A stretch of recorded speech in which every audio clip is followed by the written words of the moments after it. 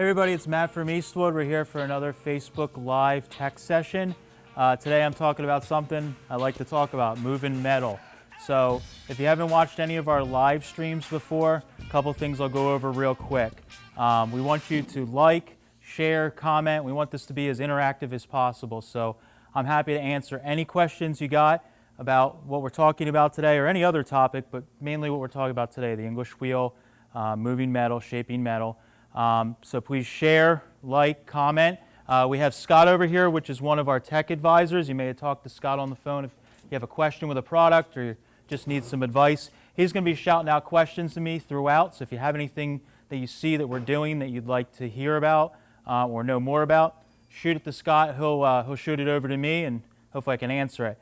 The last thing is we're going to be giving away some stuff. So for anybody that shares this live feed, we're going to be giving away a pair of left and right snips, aviation snips, and then one of my favorite dollies, the new Eastwood Fairmont, what we call a door mount or a doorknob dolly.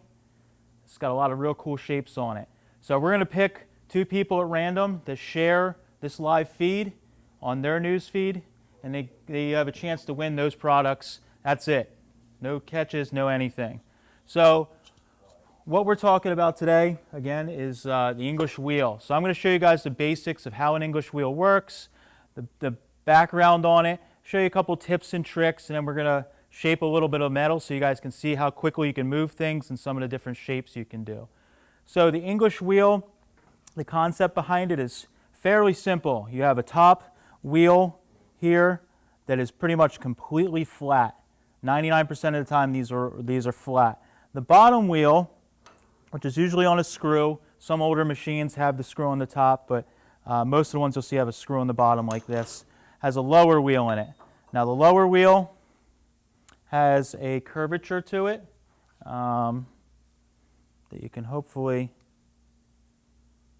try and get a shot of there. So it has a little bit of curvature to it. This lower wheel, they vary greatly in the shape or the curvature. So it can go from really narrow and a steep curvature to almost dead flat. We have a bunch of them laid out right here that you can see that go. The one we have in here is what we call number 4. We have a 5, 6, 8, and a 12 here. So they vary in the amount of curvature. What that is actually for is you want to match the lower wheel as close as you possibly can to the curvature of the panel that you're making or you're planning to make.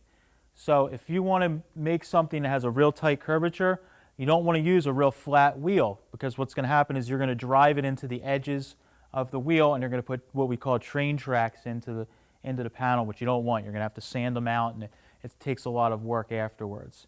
So that's the lower wheels. The upper wheel, that's usually made in a C shape, most of the wheels. There's basically two different styles of English wheels. There's a fabricated wheel, which is what nowadays I'd say 80 or 90% of the English wheels or wheeling machines on the market are. That means that it's something that's fabricated, made. So ours is made from box tubing here. It's got like a bridge design, what I would say a bridge design with the bracing here on each corner to help reduce some of the flex. One misconception that I hear a lot when people ask about our wheels or other wheels, 99% of the English wheels on the market, if they're a fabricated wheel, I can probably count on one hand how many aren't. If it's a fabricated wheel, it's going to have some sort of flex to it.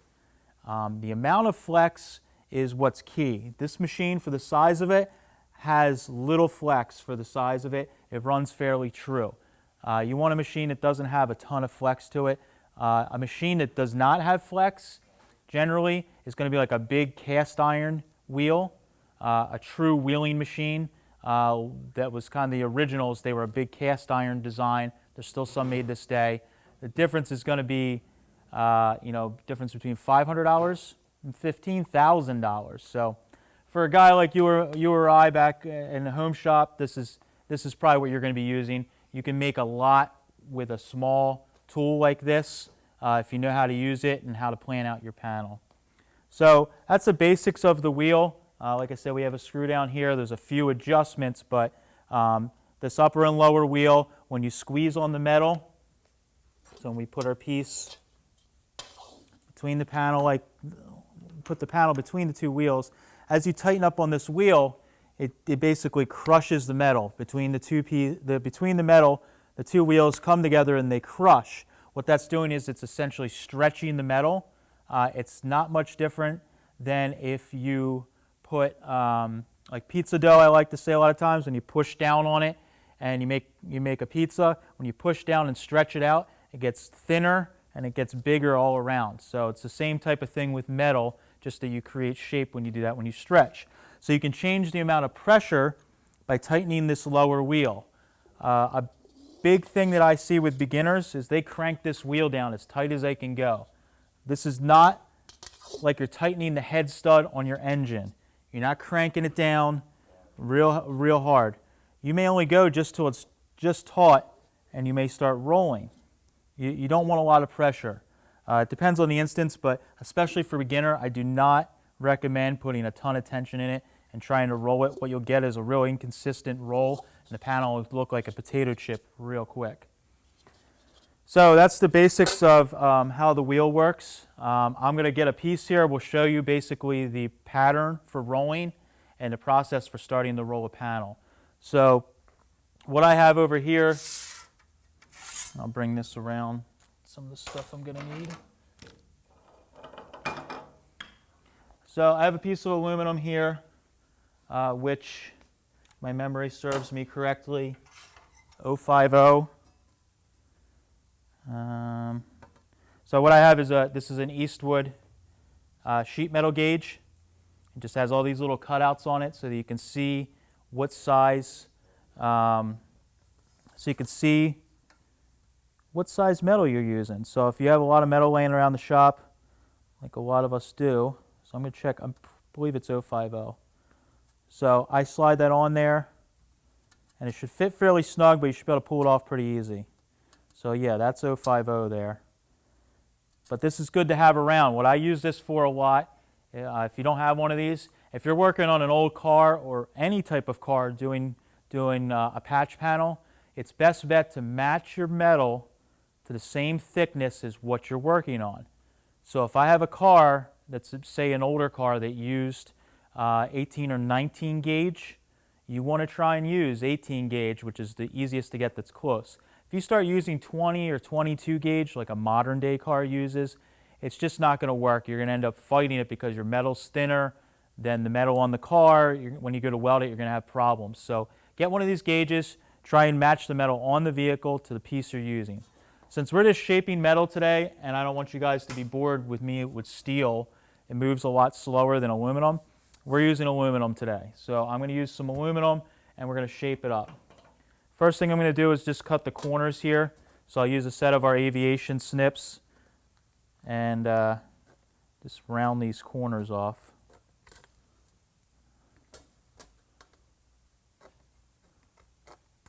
Don't forget, ask questions. If you have any questions about metal fab, sheet metal work, metal shaping, ask me a question. I'll do my best to give you an intelligent answer, as intelligent as I can get at least. So, did that. This cool little guy, it's a deburring tool. We're going to be coming out with, have these available on our website here shortly. If you want one of these tools, let us know. It'd be cool to hear who needs it. But what this does, there we go. So the tool takes the burr off the edge there. And I actually already did this one a little bit. And with aluminum, it's a little softer, so you don't have to push as hard. So, got our corners.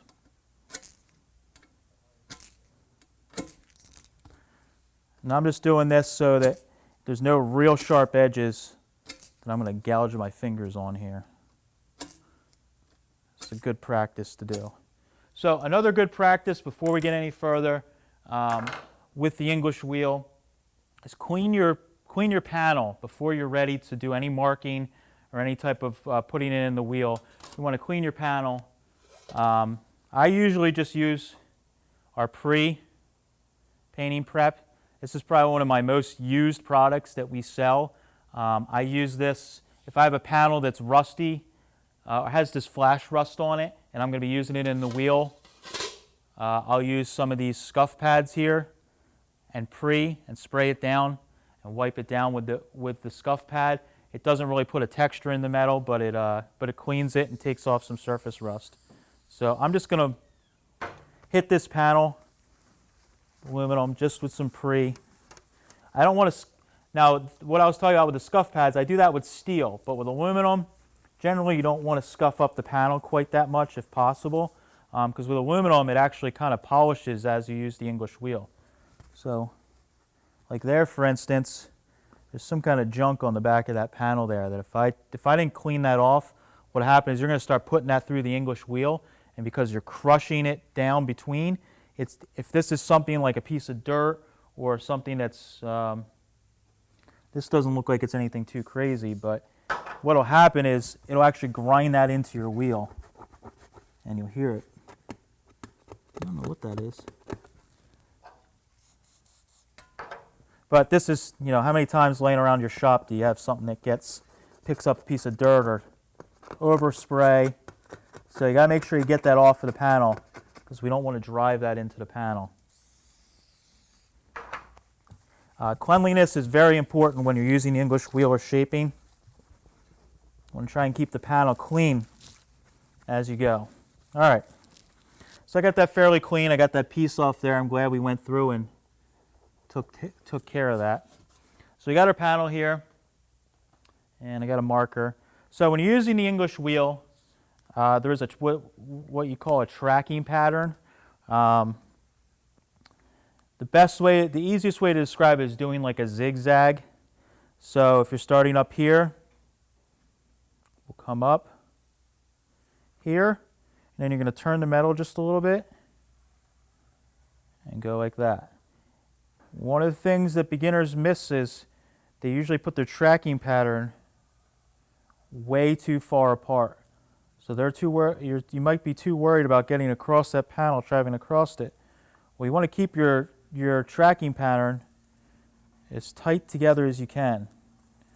So I'm just drawing these real quick, and I'll show you guys in the wheel what it looks like. So all the way across the panel, you're going to be doing this. So you can see we're going to start here, we're going to come up, we'll turn the piece just a little bit, come down here, turn the piece a little bit, and so you'll watch as I'm wheeling, I'm going to be wiggling the panel just a little bit as we go. So before I roll it in the wheel, again, the cleanliness thing gets old, but it's important. If you care about your tools, you want to keep them clean, you want to take care of them. So a good practice is to use the pre with a rag, and I'll spray the wheel, I'll spray the rag down, and spin your wheel with the rag with some sort of cleaner on there. Make sure you don't have any dirt or dust or anything that caught on the panel. I'll do the lower wheel here as well. Same thing, if you got a piece of dirt that got picked up on here somehow, especially if you don't use your wheel very often, and you go and put this wheel, tighten everything up, put your piece between, one of two things is going to happen. You're going to drive that piece of dirt into your metal, and as you're rolling, you're going to have a nice gouge in your panel, or your wheel itself is going to get a gouge in it, and you're going to put a line right in the piece that's then going to transfer to every piece of metal you roll through there from here on out. So just a good practice to do that every time if you can. So now I'm going to put in the wheel, we'll roll. I'm going to see if we're going to try and get close up so you guys can see exactly what's going on. While he's getting set up, Scott, we have any questions at all? Yeah, right now so far we've had Chase has asked, what's the best way really to get started if you're a beginner, you haven't done any English wheel, where's a great place to start at?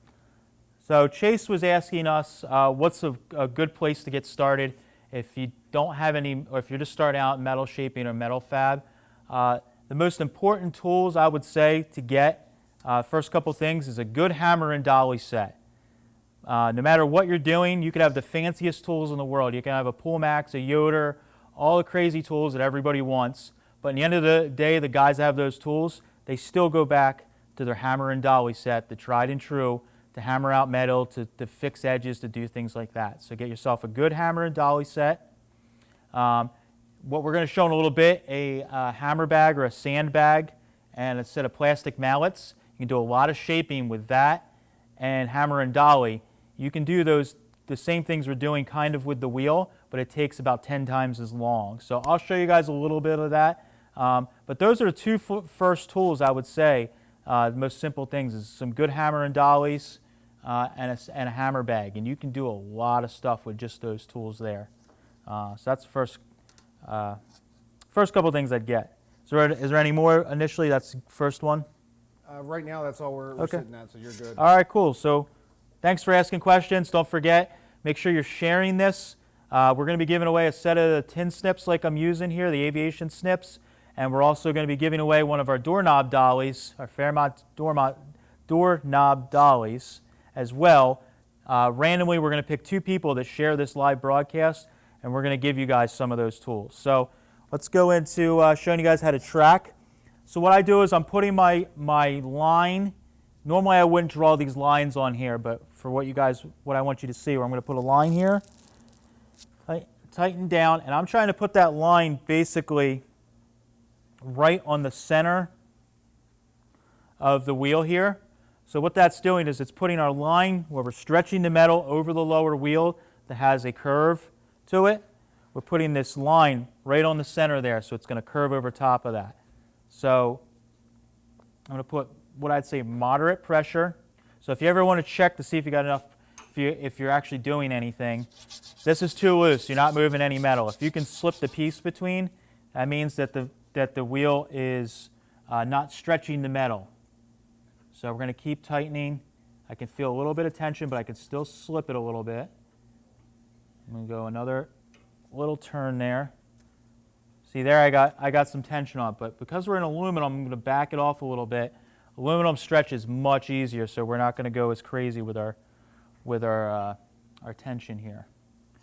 So what we're going to do, if you're just starting out, definitely wear a set of gloves. I like to feel without having the gloves. I like being able to feel the panel, so I don't always wear gloves depending what I'm doing. If I'm doing a lot of wheeling, I will definitely wear gloves. But for what we're doing today, I want to be able to show you and move some stuff around. So a good practice if you're near the edges is use your palms like this with your fingers out, even if you got gloves on, and you can move that. So we're going to wheel to the bottom there, and I'm going to turn the panel this direction, so that direction just a little bit. I'm going to follow our line, get to the edge of the panel, turn it this direction, and back again.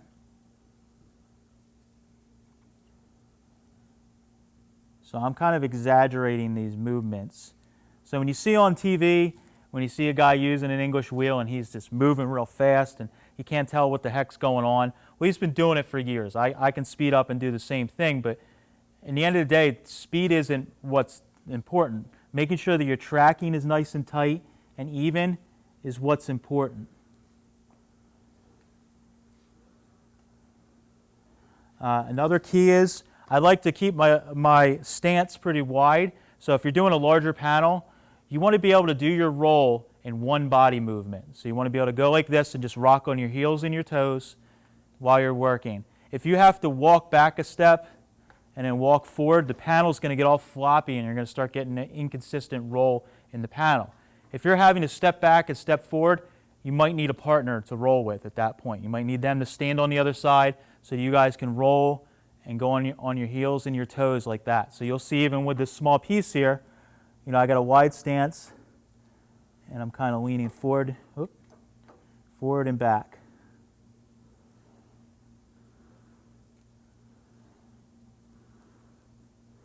So I'm just focusing on keeping my lines fairly tight here, and I'm not following the exact, I'm actually going a little bit tighter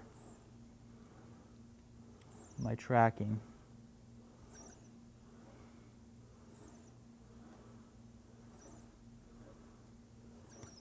So what this is doing when you're rolling with the wheel, even though the wheel is curved and it's curving over the panel this way, it's also giving it some curvature this way. It's curving it in both directions. So it's curving both forward and over the wheel like this when we're rolling it. So that's going to change. You have to keep that in mind when you're rolling.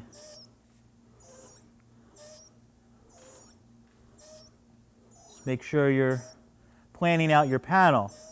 You may want to roll it more in one area than another depending on the curvature that you want front to back. You may have to come back and correct an area.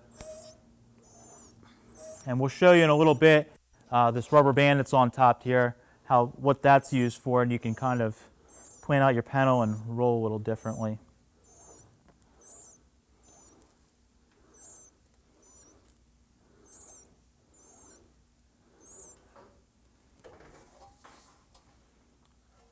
So, turn my straight edge here.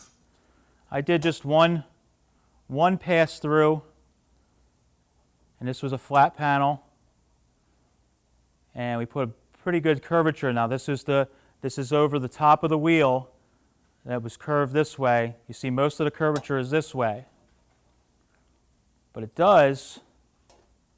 We still didn't get a lot, but there's a little bit of curvature here. If I rock the piece just a little, or the straight edge just a little bit, we got front to back. You don't get a lot, but you get a little bit. The more we roll it, the more it's going to curve the other direction as well. So that's how you do the tracking.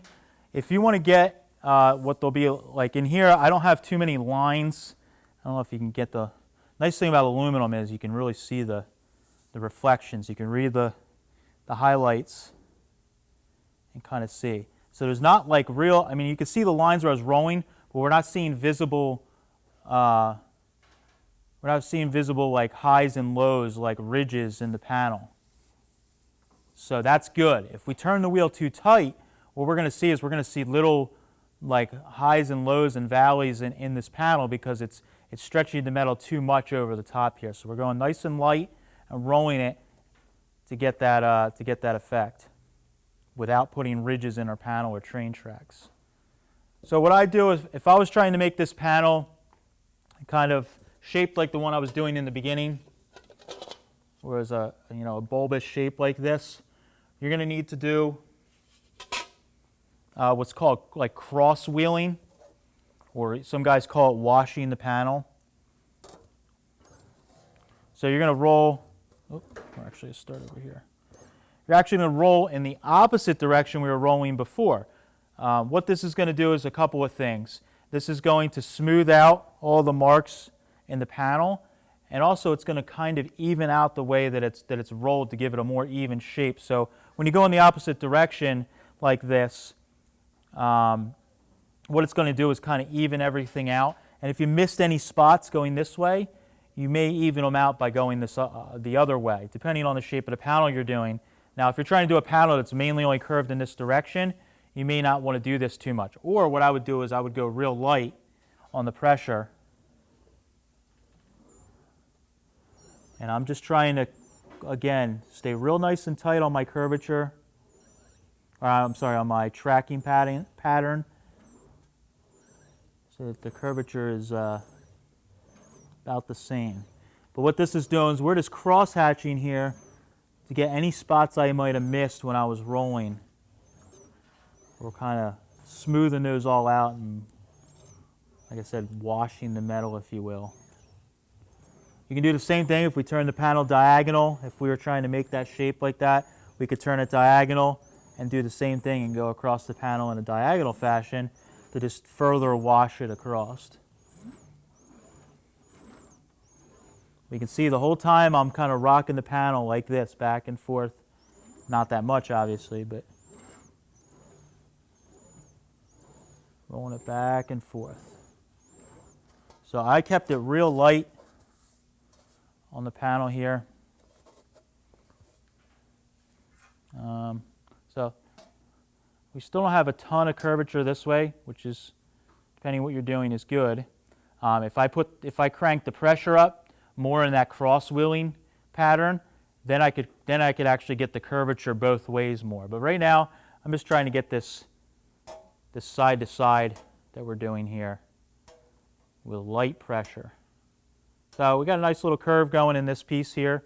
Depending on what we're doing, we may start focusing in on the center area. If we're trying to raise up the center more, we may go into that area there more. So if you really want to move metal fast though, somebody asked about the essential tools you need to have. Something that's loud, makes a lot of noise, but moves metal really fast. Using this sandbag here, or a hammer bag, can be filled with either shot or media blasting media. What this does is it gives a little bit of give so that the panel can kind of dive down into the sandbag. And as you hammer on it, it's going to actually let the metal kind of flow into that bag. So we can find my marker here.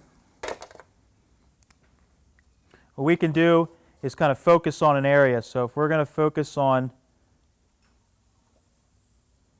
kind of this area right here, roughly, I'm going to focus on, I want to raise this area right here really fast. So we're already got a curvature going this way, so I'm going to flip the panel upside down, and I'm going to focus in this area and do a bunch of hitting with the mallet.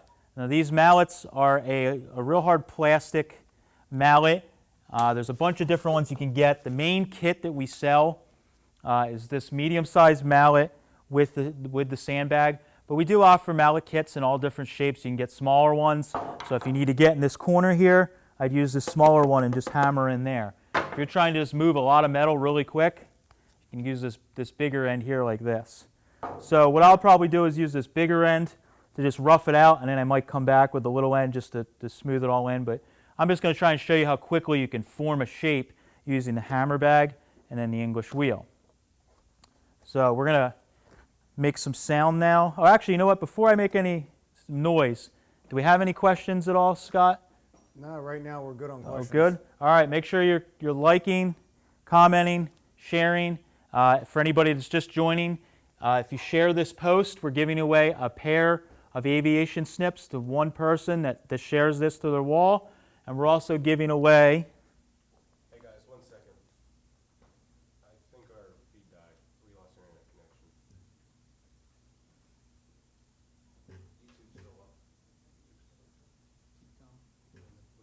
connection. Okay. Let us know if you guys are having trouble with a connection. Go leave us a little comment. Let us know if you can't hear us or if the feed's going in and out. We want to make sure you guys are getting all the information. So please let us know at any time. We're not going to get mad at you if you shout at us that you can't hear us or can't see. So the other thing we're giving away, if you're sharing this, is our doorknob dolly here. So this is our little doorknob dolly that we're going to give away to one person that's sharing this feed that we're doing. All right, we're going to make some noise if everybody's ready. So we're going to try and turn the sound down a little bit on the microphones so you guys aren't, especially if you got headphones on, it's not blasting in your ear. So I'm going to be focusing on the sandbag in the center here. I'm going to make a little bit of noise, and then I'll come back to talking once we've pounded some metal.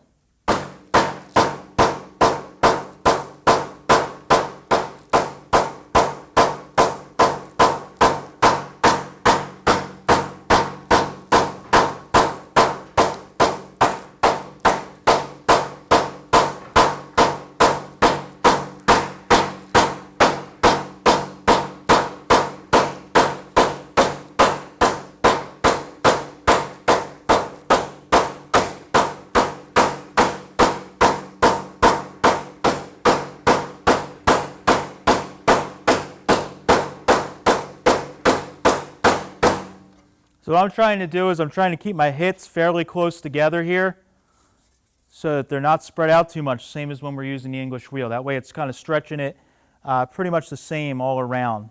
Let me just hit it a couple more times here at the top edge just to kind of define this edge a little bit.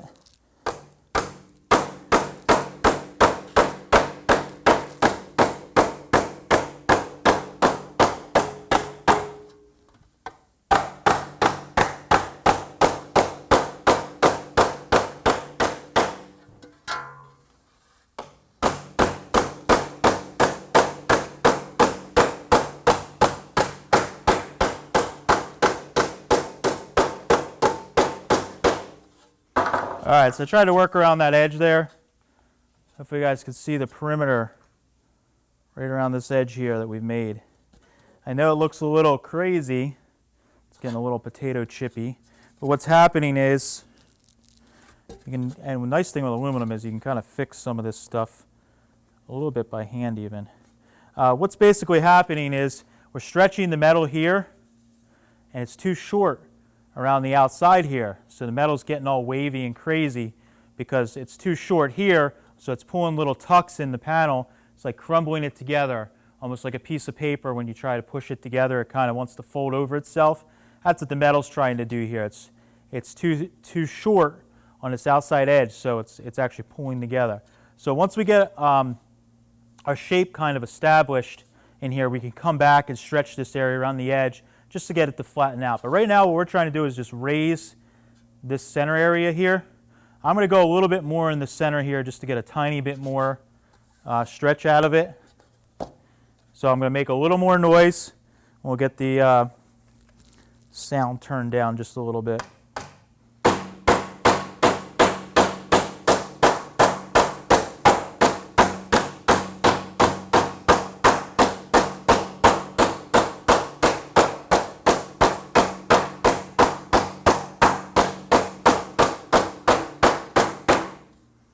So I just wanted to bring that center up just a little bit more. Again, it looks pretty crazy right now. I got all those pound marks in the top from hammering it. So we can see how quickly we can just raise this area here. We're not worried about that it's ugly right now. We're just trying to get the metal to raise up in just the center section. So if you were doing a piece that was going to go in a hood or something that's a bulge for, say, a turbo or just clearance for a carb or air cleaners, this is kind of the same process. So now we're going to put it in the wheel. Slightly different process than what we were doing before, where we were trying to stretch the metal. What we're trying to do now is planish the metal. So we're trying to actually planish out these marks here in the metal. So we're not going to put a lot of tension on the wheel. We're just going to make it enough that it can just knock out these high spots and the low spots, and just kind of blend them all together. So I'm tightening the wheel, still got it loose, getting there. I'm going to go. So right now, I can kind of slip it a little bit. What that's doing is you're going to hear how it sounds uneven. So what the idea is to roll this piece. Let me go loose, so I'm starting over kind of here. What the idea is to get rid of that sound. We're trying to just kind of use like a steamroller effect here. We're trying to just roll over top and just steamroll out these spots. So I just have it snug. And we're just going back and forth with this tracking pattern. Slow and steady is the key here. I'm going to do one pass through, and then I'll let you guys kind of see where we're at.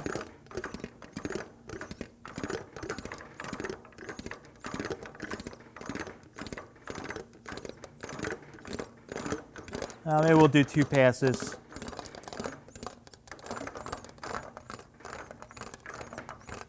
So not a lot of pressure. Just kind of smoothing them out. So now I got it through once. I'm going to go just a tiny bit tighter here. I'm trying to just work out those marks. So what I'm trying to do is just focus on getting the general area smoothed out a little bit. Don't focus on every little, at this point in the game, you don't want to focus on, oh, this little high spot here and just micro focus on it, obsess over it, because what you're going to do is you're going to overstretch this area here, and then you're going to have an oil canning spot or something because you were just focusing on fixing that little spot, and we got the whole big mess of an area to fix. So right now I'm just trying to blend everything in, get it flowing a little better. Then we can come back and fine tune those little spots. But right now we're just trying to make it a little smoother.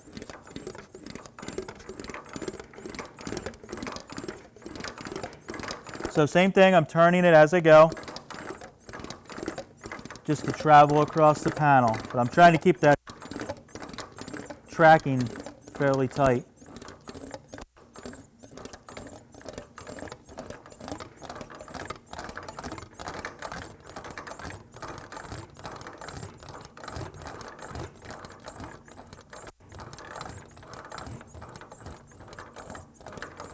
So remember we started right in here and how noisy that was. We got maybe one or two little spots in there before it was just a mess. So I'm going to go a little bit tighter, and I'm going to actually cross wheel this time. Go the opposite direction, try and hit these little spots here that we missed, we couldn't get to before. You can hear it, how smoothed out? Smoothed out considerably.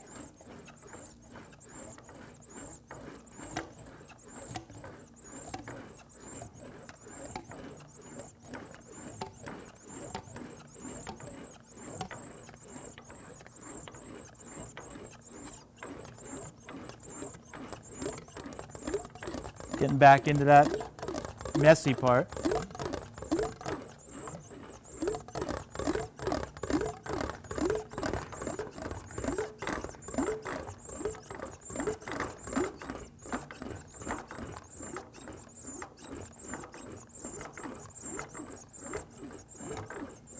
All right, I think we're trying to get this to smooth up real nice.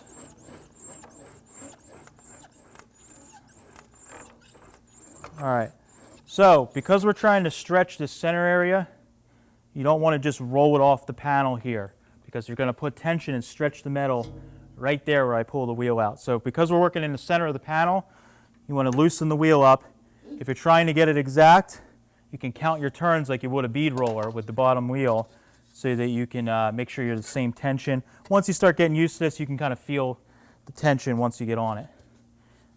So we got quite a bit of curve in that here. I'm going to try and turn this a little bit so you can kind of see the reflection a little bit to see. You can see how smooth it became. Over here on the sides, you can see where we still need to work over there a little bit. What's happening is we got a pretty good ridge here because we're focusing just on the center area. When I started getting out, I don't know if I can see the spot. Right here you can see a little bit. There's a line right there, just a real faint little line. That's what I was talking about. If you don't have the correct wheel or your wheel's at the wrong angle. So right here, this little belly is too steep of a curve to fit this lower wheel. The edges were running against here, and I luckily caught it in time. If I went any further, it's going to dig a huge gouge in the panel. That's not too bad. You can sand that out, and it's okay. What we need to do here is we may need to do some hammer and dolly work to get it to stretch up or to blend out and smooth. But you can see, hopefully you can kind of see how smooth this got from the beginning where we had all those marks in it. Do we have any other comments at all? The closest one we have right now, Chase did ask, again, if hopefully he's still watching, what would be a good project in your opinion to start off with the English wheel? You know, is there any one, or is it kind of your imagination is your limit? So Chase is asking us what, that's a good question. What is a good first project for the English wheel or metal shaping? A good first project is kind of actually what we're doing here. Make a little bowl or make a little raised area like this, as if you're making a blister in a panel or a bowl, because you're creating shape in all directions. You're also going to have to use a shrinker stretcher and pull the edges around. But this is a good first project, is to just kind of pick out a shape or design. You could pick, like we could have drawn a teardrop shape in here, and just trying to shape the metal up in that area and focus on making it real smooth all in one shot. Or spend the time to do that. But you're going to really learn how to read the panel. Aluminum is nice. It's a little more expensive to use, but the metal moves a little quicker. So if you get some scraps of aluminum, 050 is a good thickness to start out with. It's thin enough that it moves pretty quick. It's pretty similar to what you would see in some of the car bodies. So that's a good one to use. But something like that. A motorcycle gas tank is another one, just a side of a gas tank. That's got a pretty cool shape to it and really will help. help you figure out how to use the wheel and smooth things out. So I'm going to try and just lightly put this in here and get these sides to kind of smooth out a little bit.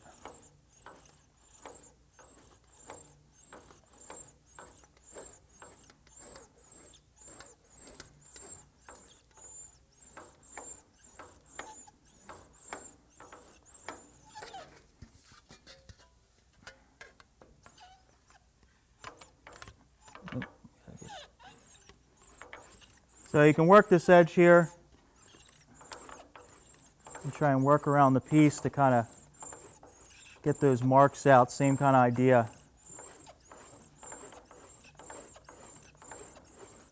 I'm just putting light pressure in here. We got a little, almost a crease in that center area where but already just quickly, we had a huge waffle in that piece there. So already I got a little one there we're going to need to work some more, but you can see how just a quick roll back and forth in the wheel, you can kind of get this to start getting a little less crazy. You can get these folds and ripples out by just putting it in the wheel. So that's I should show how to shape up metal real quick with the sandbag. The same process can be done. I'm only going to show for a few seconds here. Like we were talking about, somebody asked about the initial tools you want to use when working metal. We could stretch up metal just like we did with that, or with the English wheel, a lot slower by just focusing hammer blows on a hard surface, a dolly, a real thick piece of metal. So I'm using a fairly flat hammer here. And I just have one of this is our like teardrop shaped dolly. I'm just going to use the top here. And it's going to be a little noisy again. But I'm going to focus on hitting kind of around like this. It's going to be a little noisy at first, and then we'll see if I can get it to put a little stretch in it by hitting directly on dolly.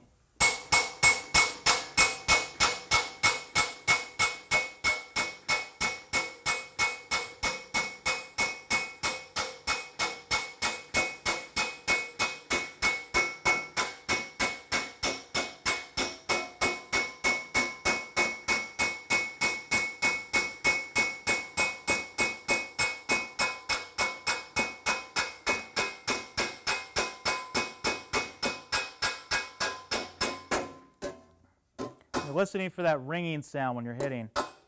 That means you're actually striking on the dolly and stretching the metal.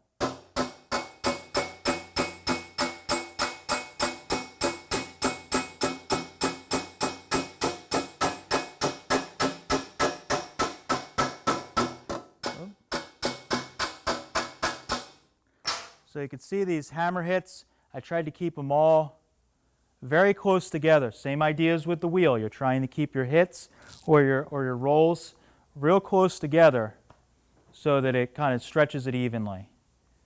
And I'm going to flip it over whenever you guys are ready there. So, let me see if I can grab this. So what we did is completely flat panel. I mean, just by doing that little bit of hammering there, we put a little bulge in that panel. And you can see every one of those little hammer hits. But because we were striking on dolly, we're stretching the metal. So all that hammering right there, I only did that little tiny area. If we had the sandbag, you could hammer this whole area out really fast, throw it in the wheel, roll it in, and rough it in real fast. Or you can do it this way. So if you don't have a wheel, there are other ways, but they're much more time consuming. And it takes, you have to be really focused to see where you're hitting everything, where with the wheel it's a little quicker, a little easier. So that's the hard way. I should have showed you that first probably. So the last thing that we're going to show you is a rubber band here. So what this is just like it sounds, it's a rubber band.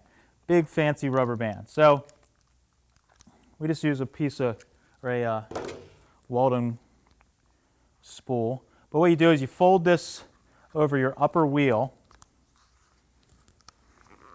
If we got any questions, other questions, feel free to shout them out, Scott, as I'm fighting with this. Right now, Mod Squad asked, is it easier to start with a bigger piece of metal, shape it to the way you want it, and then trim it versus starting with the exact size that you know you're going to be working with?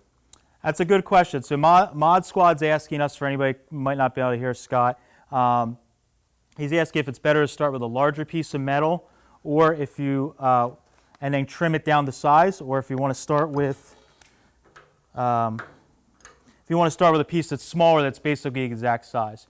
What you really want to do is start with a larger piece. I'm actually show you that in a second with what we're going to do. But you want to start with a larger piece for a couple of reasons. You want material to hold on to while you're rolling it. So if we're rolling a big piece, we want material to hold on to while we're rolling it in the wheel. And also, you want extra material because unless you're like a wizard, which metal shaping, which I'm definitely not, but some of these guys are, they know exactly, they can manipulate how much the metal is going to stretch, how much it's going to move and change when they shape it. But what you're doing is you're leaving extra material, so if the metal moves around a little bit, you have extra material to kind of readjust the panel so that it fits how you want, and then you can trim it to size. Always the better to start with an extra panel, a larger panel than you need.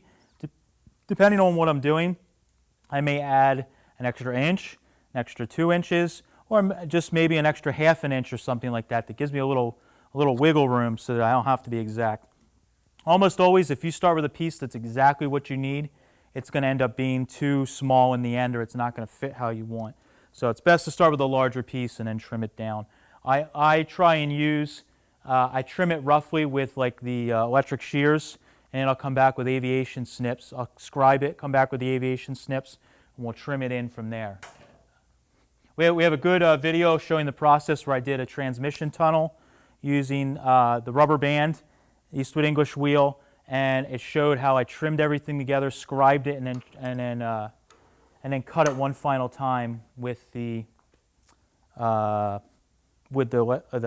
aviation snips.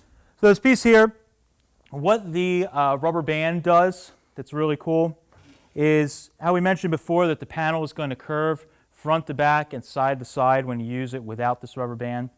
With the rubber band, it pretty much, I would say 99% deadens the curve front to back and will only give you curve side to side. So if you're trying to build something that you want to be flat front to back, but you want a lot of curve side to side, you use this rubber band here. Probably my favorite use of this is making a round shape, something like a scoop that's going to be rounded, or a transmission tunnel, or drive shaft tunnel, any of that kind of stuff. It works really, really well for it because you can just put it in the wheel and you can manipulate it and get it to stay flat and still roll it side to side. This is good. You can do the same type of thing if you have a slip roll, but with a slip roll, most of the big slip rolls are quite expensive and take up a lot of space. So with this same tool, you can kind of do a similar function. You can't roll a whole loop, but you can roll something in a conical shape the same way. So you use the wheel just the same. You flip it over the top here, and because it has that little bit of interference in there, that's what deadens the stretch from front to back. So you can just keep side to side. So what I drew up here, and back to the question was just asked, just a rough, kind of like what a transmission tunnel cover might look like. So I don't need any of this material here. I may even trim it closer, but I left it on there because I want something I can grab with my hands as we're rolling it. I can grab these sides here and keep rolling. I also drew a line right up and down the center. That helps me to keep me on track, so I know where the center is, so that as I'm bending it, I'm kind of bending it the same on either side. There's a couple ways you can attack it, but I'll show you how I've done it that I like. So what you're going to be doing, a little different than before, we might have been rolling side to side or straight up and down like this line here is. You're going to do it a little differently. When you're trying to roll a conical shape using the rubber band, we're going to actually go just like these lines here on the sides are. So we're going to go like this. So So you go down, up, down, up. So we're rolling it on that same plane as the side. Now we're going to stop in the center here. I'm going to stop right there at the center and leave a little bit of room, and we'll show you that here at the end. But same thing, we're going to go along the edge, up. I know these aren't straight, but I'm just kind of showing you guys your tracking pattern on this. It's going to be like something like that. So we're going on the side here, up and down, at that angle in these directions. So we're going to put it in the wheel. Now what we're doing here, another cool thing that you can do is we're not really, with the rubber band, we're not really stretching the metal per se. Here we're kind of using it as an anvil. The lower wheel is an anvil. So I'm putting a little bit of downward pressure on the panel as I roll, and with just light pressure on the wheel, and it's going to help it curve over the top of that lower wheel. So yeah, we're not really doing too much stretching there. So trying to get to my spot here. So I like to put my arms kind of on the side like this because I'm going to be using them. I'm going to be kind of pushing down or squeezing with them as I go. So I'm going to roll, putting pressure down as I go.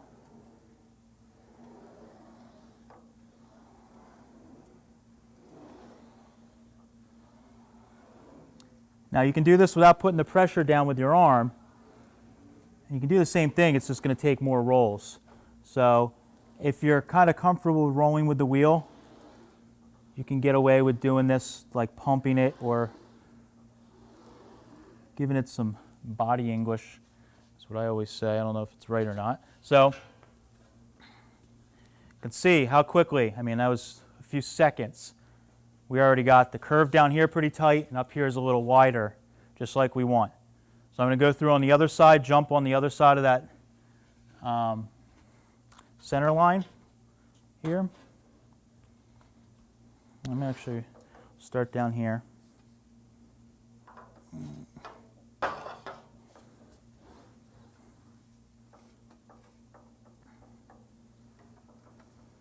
I may have to switch. I'm actually going to have to switch here. So we're running in. So the nice thing is you can flip on either side. Our wheel, you can actually turn the anvils. Either you can turn them so they're going the other way. My back's just going to be to you guys a little bit, but this piece is already curved so much, I kind of need to flip on the other side or I'm running into the edge of this panel here. So let's get over to where we want to be. So again, I'm kind of pulling down.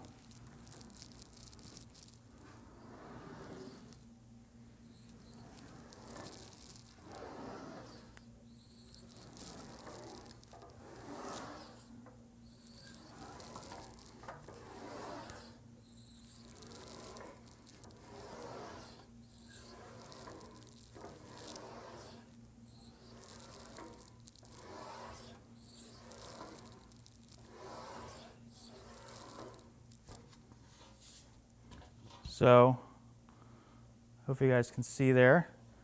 Got a little bit of shape in this panel. So you can see it's curved much tighter here in the bottom. Up at the top it's kind of fanning out like we want.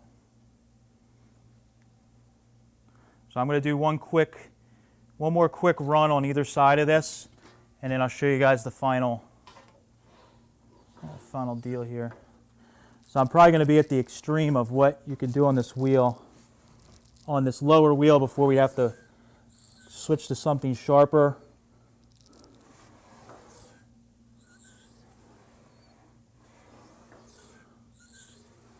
So again, you notice I'm kind of rocking my heel. I'm trying not to step too much. Much larger of a panel, I'd probably need a second person, but we're making it work here.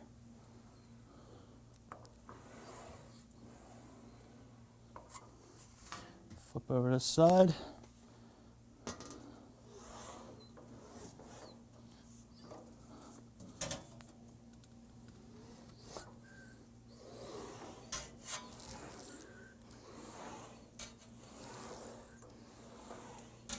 I'm just kind of pushing it together, kind of telling it what I want it to do.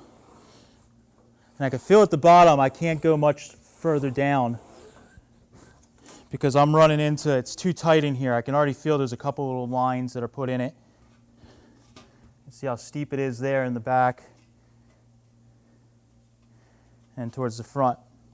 Now what happened is we got a flat spot right here in the center. But I wanted to keep track of this so I could blend it all in. The other thing I want to mention is this thing's pretty much flat front to back. We don't got any curvature this way. It's not all potato chipped and wonky and out of control. So what I'm going to do, give you guys a better angle of it here.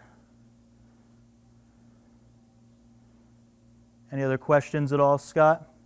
We have two on here right now. We Sure. have Mod Squad's asking if you were to be using, the English wheel or if you could, how would you put a 90-degree break on the edge of the fender? I.e., where it's going to go in underneath of the underneath the hood into the engine compartment. Okay. The other one, Brad just asked if you could say hi to him. Hi, Brad. Hi. So Mod Squad, the question other than saying hello to Brad is asked if you can break an edge. So I wasn't going to get into that. That's what I would start talking about is some intermediate tricks. If you guys, again, make sure you subscribe to our YouTube channel. Eastwood Co. is the username. We have some really good videos by a friend of mine, Mike Phillips. He did some intermediate videos showing how to do some really cool tricks with the English wheel where he went pretty in depth on how to do them. Everything from doing a reverse curve to what you're talking about where you break an edge. So what you can do is you can put a piece of metal underneath this lower wheel to tip it up like this, which I might be able to make you something real quick and do it. And the link to the video is going to be in the comment section to watch the Mike Phillips video. Yeah, so we'll have a link at the end of this video. We always put, after we're done, we always put video links in of any associated videos that might describe something a little better. So after the video, make sure you check those. Even tomorrow morning, we'll have it up still so you can see them. So we'll put up those links to the transmission tunnel, the Mike Phillips videos, any of those that you guys can watch and hopefully learn a little more. So what you can do is you can put a piece here in the edge that tips the wheel up, and you can actually roll the panel on there and bend it down. In this case, for what I'm doing, I'd probably put it in here like this and we can bend it down. So let me roll this center real quick and then I'll show you guys. Since you asked, I'll show you guys how to do it. So I'm just going to try and real quick hit this center section. The center mark here.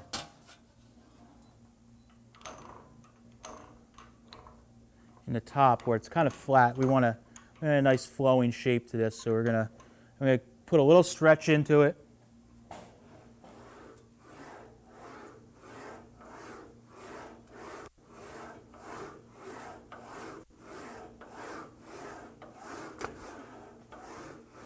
So I'm just focusing right on the center area where we didn't roll yet. A couple inches on either side.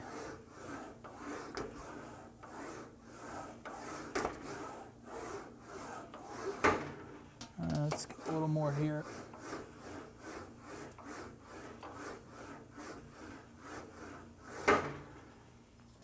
Just to get this raised up a little bit. So what I did is I just stretched up the center just a little bit so it flows a little better. Before we had it went up and it was flat and then it went around again. So now by just raising that center real quick like that, we raised it up, made it flow. From here what I would do is probably cross wheel it a little bit. I turn it to the side, roll it, try and get any little marks out of it that I have. Then you can start, depending how crazy you want to get, then you can hit it with a sander or a file. Look at your high spots and make it even more perfect from there. Depends how much time and what you're building. If it's just a transmission tunnel you're throwing under a carpet and it's not a concourse build, You can probably just go a little further than I am now, trim it to size, and you're ready to go. So I'll show, somebody asked, and I like doing stuff. So I'm going to cut a piece here. We're probably way over time, but hour and 20 minutes. Holy crap. Hour and 4. The camera guys, they got to hold this heavy camera equipment, and it sucks for them. I get to just, well, Randy's helping us film today, and he does a lot of the talking, so normally somebody else gets to suffer. But today he has to deal with this. So what I'm doing is I'm just going to quick bend this up. I'll bend that line, and then I'm going to let you guys get back to your life.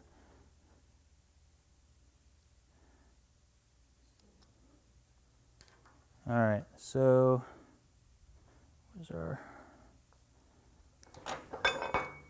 So I'm just making a crude little piece here that's just bent over.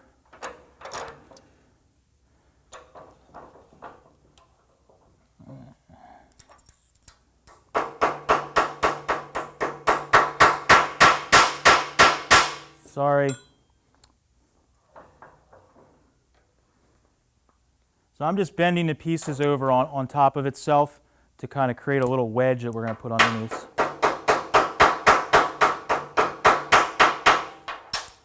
Do one more, and then we'll...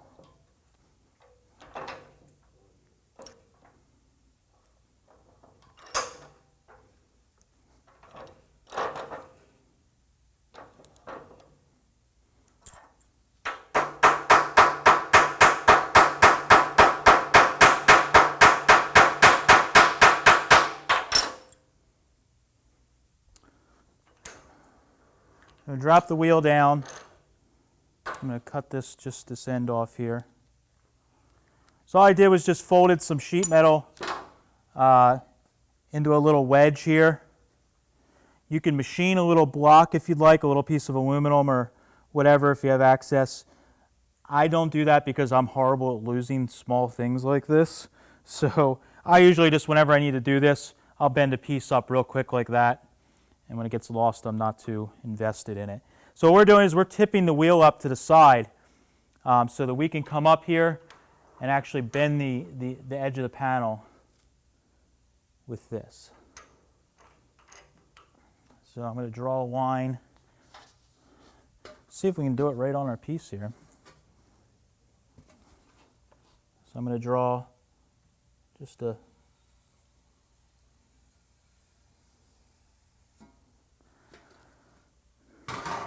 I'm just going to do this real quick, so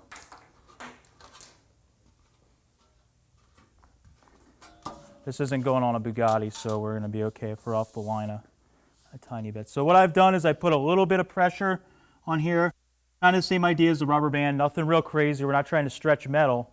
All we're doing is we're using the edge of the panel, and I'm putting downward pressure on the piece, and I'm rolling, trying to keep it right on the edge of that wheel.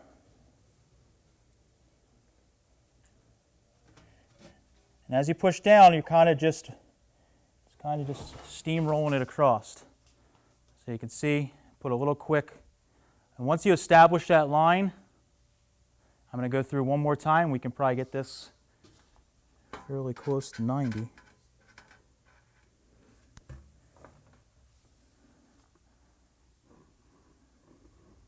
So I'm just pushing down on the piece, trying to focus on keeping it close to that line there.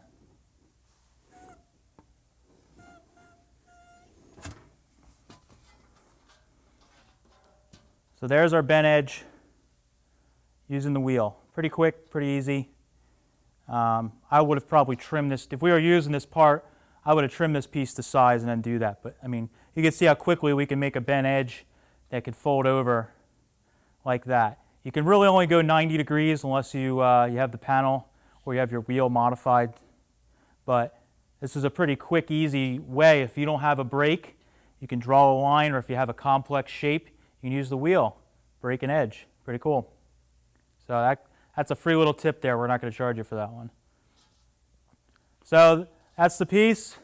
Thanks again for everybody that shared, commented, liked.